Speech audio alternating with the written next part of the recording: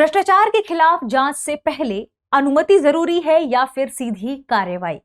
Supreme court के 2 जजों ने इस मामले में अपनी 2 राय दी है, जिसमें पहले जज ने कहा कि यह कानून भ्रष्टाचार को ढाल प्रदान कर रहा है और दूसरे जज ने कहा कि ईमानदार अफसरों की सुरक्षा जरूरी है। फैसला अब बड़ी बेंच के हाथ में चला गया है, क्योंकि इस मामले में दोनों ने स्प्लिट राय दी, यानी यह फैसला विभाजित फैसला था। 2 जज थे, अलग अलग राय थी, इसलिए बड़ी बेंच के पास फैसला चला गया। आज के सेशन में हम इस पूरे मामले के बारे में जानेंगे और यह धारा यानी भ्रष्टाचार कानून से संबंधित जो 17A सेक्शन है, यह क्या कहती है, सरकार ने अपने पक्ष में क्या तर्क दिए हैं, पूरा मामला क्या था। आगे बढ़ने से पहले आपके लिए एक महत्वपूर्ण सूचना है कि अगर आप घर बैठे यूपीएससी की प्रिपरेशन करना चाहते हैं तो दृष्टि आईएएस लेकर आया है एक बहुत ही शानदार कोर्स, जिसका नाम है studio GS foundation live online course. इस कोर्स की सबसे खास बात है कि इसमें यूपीएससी के लिए जरूरी सारे विषय जनरल स्टडीज के रूप में 2 साल की करंट अफेयर की क्लासेस, दृष्टि की मैगजीन, प्रिंटेड बुकलेट, ये सब कुछ मिलने वाला है मात्र 24,999 रुपए में। और बेस्ट फैकल्टीज मिलेंगी आपको, लाइव क्लासेस लेंगी, यानी आप तुरंत अपने प्रश्नों का डाउट भी पूछ पाएंगे। अब आप जानना चाहेंगे कि आखिर इसके फाउंडेशन बैच कब से शुरू होने वाले हैं। तो हिंदी मीडियम का बैच शुरू हो रहा है 3 फरवरी से, इंग्लिश मीडियम का बैच शुरू हो रहा है 4 फरवरी से और इंग्लिश का बैच शुरू हो रहा है 5 फरवरी से। इंग्लिश मीन्स आपको क्लास कराई जाएगी हिंदी में, नोट्स मिलेंगे इंग्लिश में। तो फिर देर किस बात की, दृष्टि लर्निंग ऐप डाउनलोड करिए। दृष्टि लर्निंग ऐप में अगर आप कोड अप्लाई करते हैं गीत, तो आपको इसमें भी कुछ कंसेशन मिल जाएगा, यानी आपकी इस फीस में भी डिस्काउंट हो जाएगा। इसके अलावा अगर आप चाहें तो इस फीस को इंस्टॉलमेंट में भी दे पाएंगे, यानी एक बार में नहीं दे पाते तो इंस्टॉलमेंट में दे पाएंगे। मान लीजिए आपने ये कोर्स खरीद लिया, फिर आपका मन बदलता है और चाहते हैं कि आप दृष्टि के किसी ऑफलाइन बैच में जाकर या ऑफलाइन सेंटर में जाकर क्लास करें। अगर आप दृष्टि के ऑफलाइन सेंटर में क्लास करेंगे तो वहां की फीस में ये पूरी फीस एडजस्ट हो जाएगी।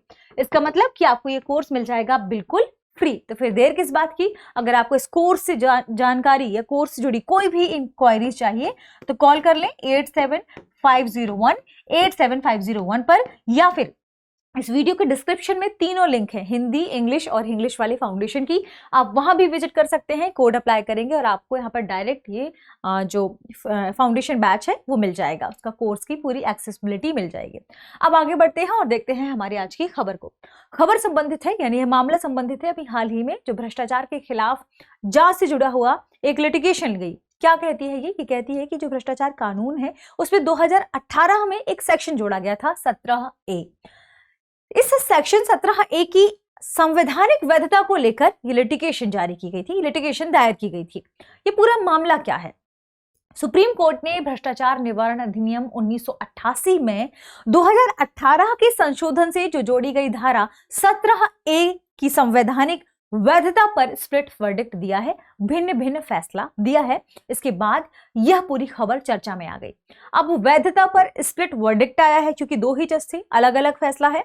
तो ये जो मामला है अब पूरा कहां चला गया? बड़ी बेंच के लिए चला गया। अब बड़ी बेंच इस पर फैसला करेगी।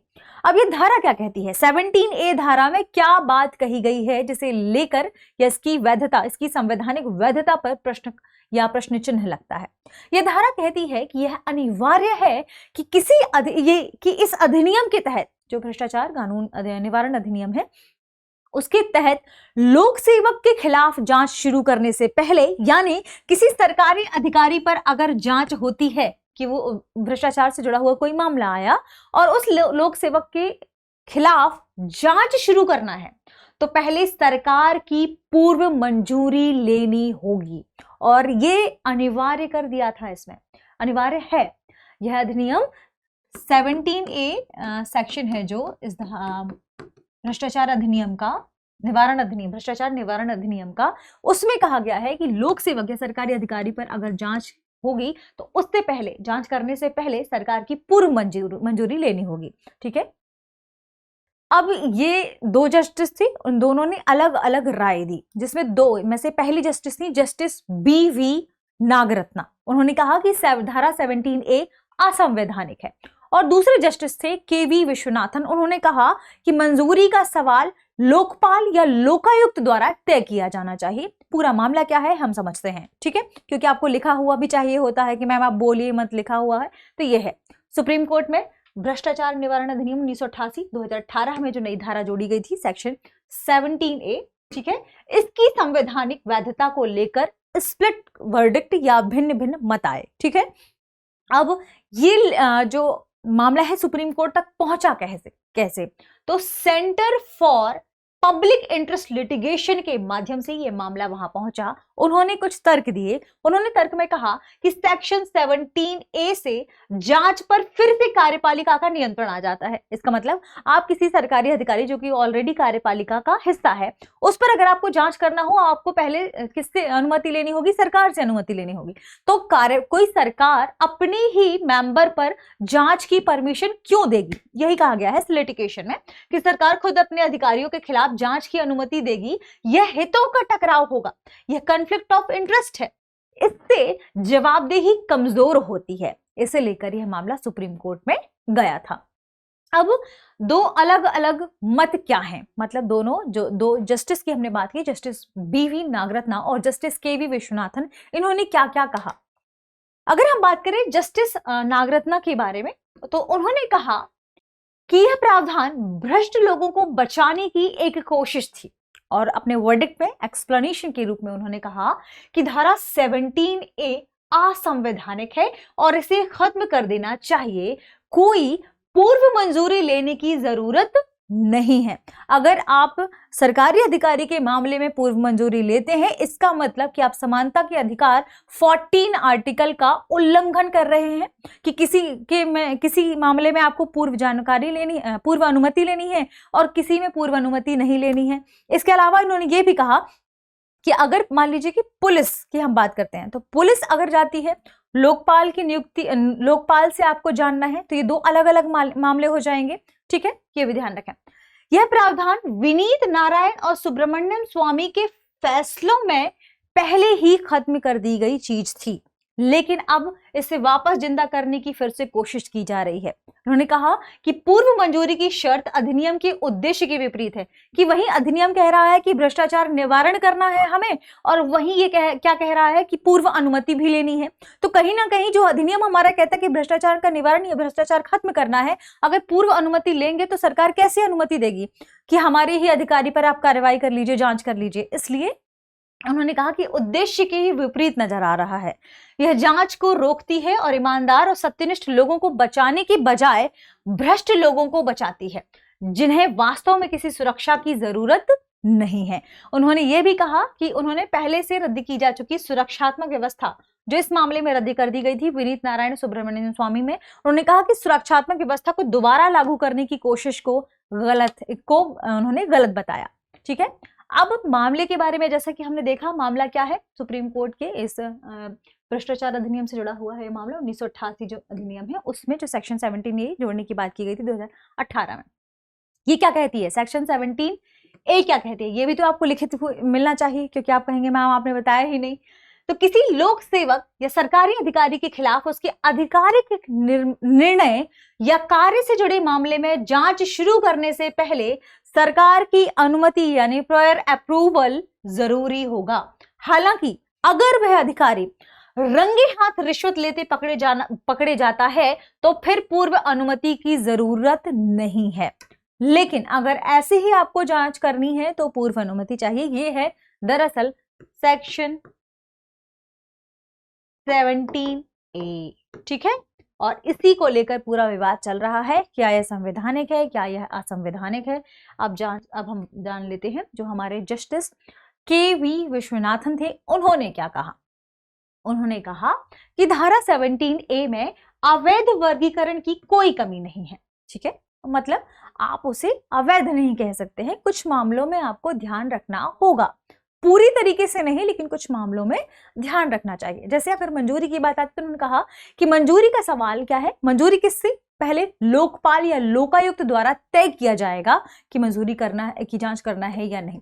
तो लोकपाल और लोकायुक्त से अगर तय किया गया, फिर वहीं पुलिस भी है, तो ये कॉन्ट्राडिक्शन जैसा हो रहा है कि पुलिस कहेगा कि क्या ये मेरे अधिकारों के भीतर नहीं है, ये वो, ठीक है।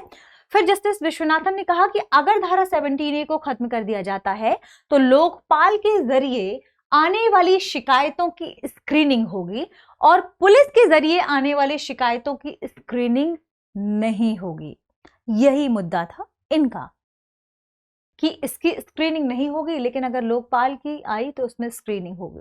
इससे एक दोहरापन और स्ट्रक्चरल असंतुलन पैदा होता है। तो ये दोहरापन ना हो, स्ट्रक्चरल असंतुलन ना हो, पॉलिसी में भी किसी पॉलिसी को लेकर किसी तरीके का मतभेद ना हो, इसलिए उन्होंने अपना तर्क अलग दिया। उन्होंने कहा कि दुरुपयोग की संभावना धारा 17A को खत्म करने का आधार नहीं होना चाहिए, कुछ और भी उपाय इसमें निकालने चाहिए। सरकार का पक्ष क्या था?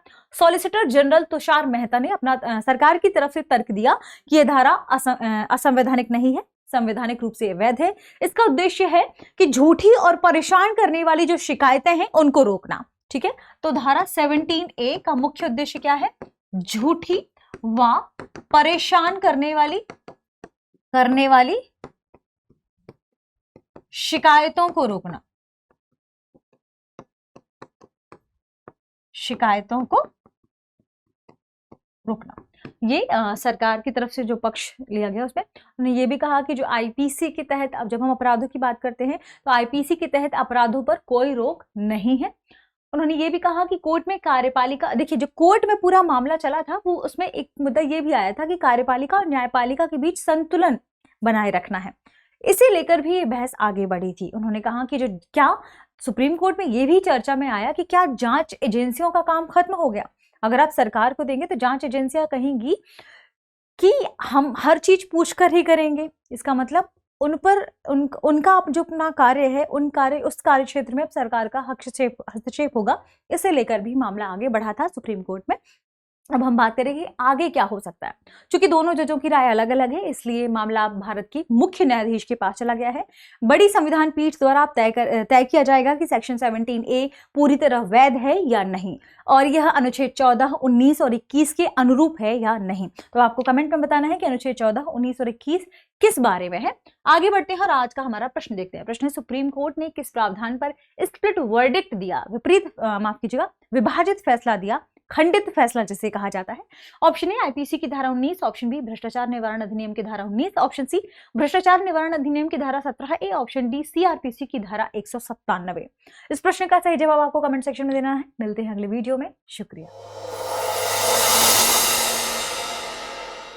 अब एग्जाम की तैयारी को और बेहतर करने के लिए हमारे चैनल को लाइक, शेयर और सब्सक्राइब करना ना भूलें।